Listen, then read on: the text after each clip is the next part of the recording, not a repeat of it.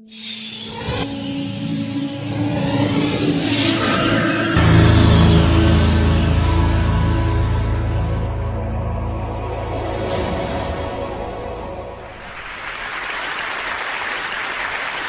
Zuckerberg, a journalist, was asking him a question about the news feed. And the journalist was asking him, why is this so important? And Zuckerberg said, a squirrel dying in your front yard may be more relevant to your interests right now than people dying in Africa. And I want to talk about what a web based on that idea of relevance might look like. So when I was growing up in a really rural area in Maine, the internet meant something very different to me. It meant a connection to the world. It meant something that would connect us all together. And I was sure that it was going to be great for democracy and for our society. But there's this kind of shift in how information is flowing online. And it's invisible. And if we don't pay attention to it, it could be a real problem. So I first noticed this in a place I spend a lot of time, my Facebook page. I'm progressive politically, big surprise, but I've always gone out of my way to meet conservatives. I like hearing what they're thinking about. I like seeing what they link to. I like learning a thing or two. And so I was kind of surprised when I noticed one day that the conservatives had disappeared from my Facebook feed. And what it turned out was going on was that Facebook was looking at which links I clicked on. And it was noticing that actually I was clicking more on my liberal friends' links than on my conservative friends' links. And without consulting me about it, it had edited them out. They disappeared. So Facebook isn't the only place that's doing this kind of invisible algorithmic editing of the web. Google's doing it too. If I search for something and you search for something, even right now at the very same time, we may get very different search results. Even if you're logged out, one engineer told me, there are 57 signals that Google looks at. Everything from what kind of computer you're on, to what kind of browser you're using, to where you're located, that it uses to personally tailor your query results. Think about it for a second. There is no standard Google anymore. And the funny thing about this is that it's hard to see. You can't see how different your search results are from anyone else's. But a couple of weeks ago, I asked a bunch of friends to Google Egypt and to send me screenshots of what they got. So here's my friend Scott's screenshot, and here's my friend Daniel's screenshot. When you put them side by side, you don't even have to read the links to see how different these two pages are. But when you do read the links, it's really quite remarkable. Daniel didn't get anything about the protests in Egypt at all in his first page of Google results. Scott's results were full of them. And this was the big story of the day at that time. That's how different these results are becoming. So it's not just Google and Facebook either. This is something that's sweeping the web. There are a whole host of companies that are doing this kind of personalization. Yahoo News, the biggest news site on the internet, is now personalized. Different people get different things. Huffington Post, the Washington Post, New York Times, all flirting with personalization in various ways. And where this moves us very quickly toward a world in which the internet is showing us what it thinks we want to see, but not necessarily what we need to see. As Eric Schmidt said, it'll be very hard for people to watch or consume something that has not, in some sense, been tailored for them. So I do think this is a problem. And I think if you take all of these filters together, if you take all of these algorithms, you get what I call a filter bubble.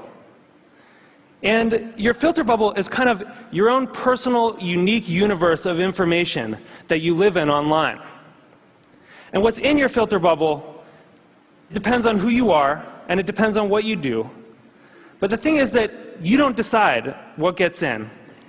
And more importantly, you don't actually see what gets edited out. So one of the problems with the filter bubble was discovered by some researchers at Netflix. And they were looking at the Netflix queues, and they noticed something kind of funny that a lot of us probably have noticed, which is there are some movies that just sort of zip right up and out to our houses. They enter the queue, they just zip right out. So Iron Man zips right out, right? and waiting for Superman can wait for a really long time.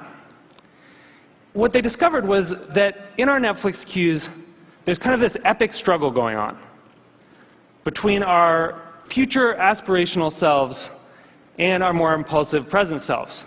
You know, we all want to be someone who has watched Rashomon. But right now, we want to watch Ace Ventura for the 4th time.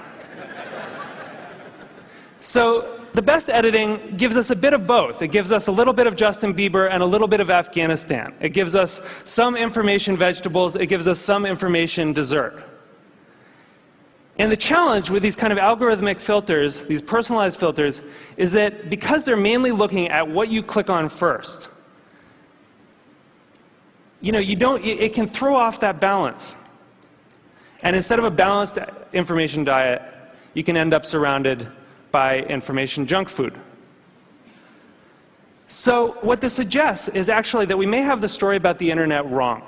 In a broadcast society, you know, this is how the founding mythology goes, right? In a broadcast society, there were these gatekeepers, the editors, and they controlled the flows of information. And along came the internet, and it swept them out of the way, and it allowed all of us to connect together, and it was awesome. But that's not actually what's happening right now.